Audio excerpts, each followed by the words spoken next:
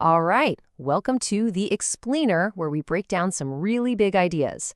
Today, we're diving into something fundamental, a question that cuts right to the heart of our legal system. Should justice have an expiration date? Just imagine this for a second.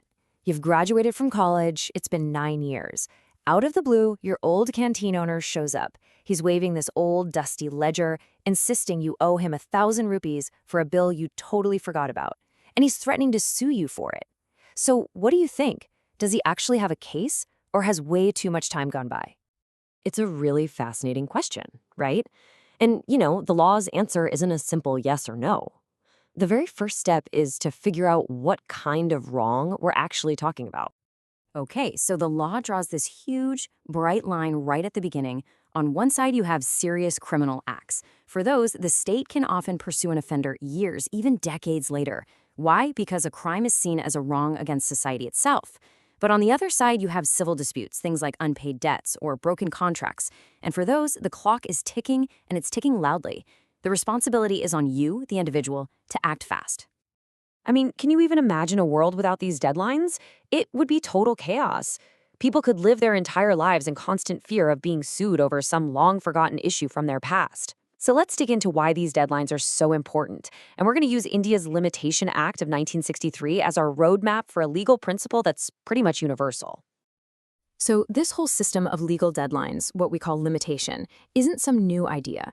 It's actually built on these two incredibly powerful centuries-old ideas that are just fundamental to how we think about justice and keeping society in order.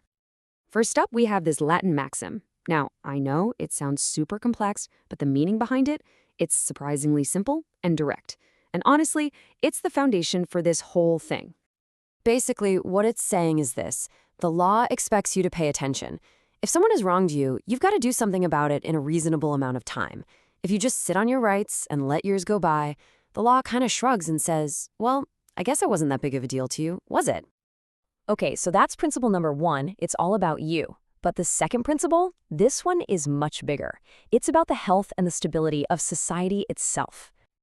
Yeah, this one is all about the public good. For society to work, for it to move forward, disputes have to end. There has to be a final chapter. A person can't live forever under the threat of a lawsuit. It gives everyone a sense of finality, and just as importantly, it frees up the courts to deal with what's happening now, not 50 years ago. All right, so to really get how this all works in the real world, we need to pull apart two key legal concepts. They sound alike, but believe me, they are worlds apart. We're talking about your right versus your remedy. Let's think of it like this. Your right is the actual debt, the money you're owed.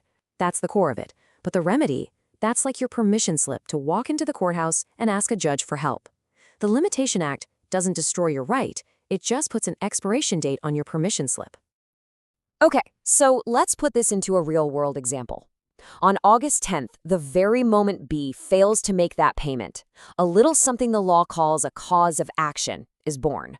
You can think of it like the starting pistol for a race. It's the official event that gives A the green light to sue. This timeline really lays it all out. For a debt like this in India, you get 3 years. After that, the remedy is gone. Poof! The courthouse doors are closed for this particular issue. But, and this is the really cool part, look at that last point.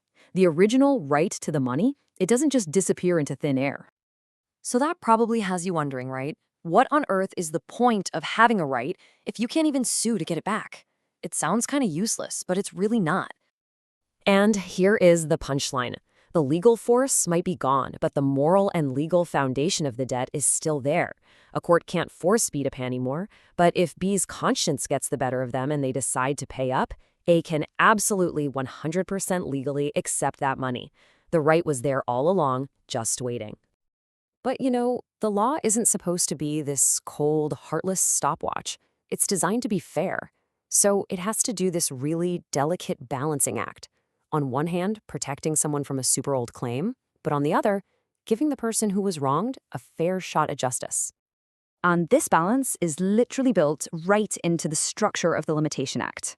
You've got the schedule, which is basically a giant list of deadlines for over 100 different types of cases. That's the defendant's peace of mind. And then you have the sections, which act like a shield for the plaintiff, creating exceptions for when life, just happens. This is where the law shows it has a bit of a heart. I mean, what if on that exact day, August 10th, the plaintiff was in a terrible accident or had a breakdown and was legally declared insane? It would be completely and totally unfair to start that 3-year clock then, wouldn't it? And the law totally gets that. Those sections I mentioned, they work like a pause button. The clock doesn't even start ticking against the plaintiff until that legal disability is gone. This makes sure that person gets their full, fair opportunity to seek their remedy in court. So, okay, let's bring this all together. When you look at all these pieces, these old principles, the idea of an immortal right with a mortal remedy, and all these built-in safety nets, what's the real point of putting a deadline on justice?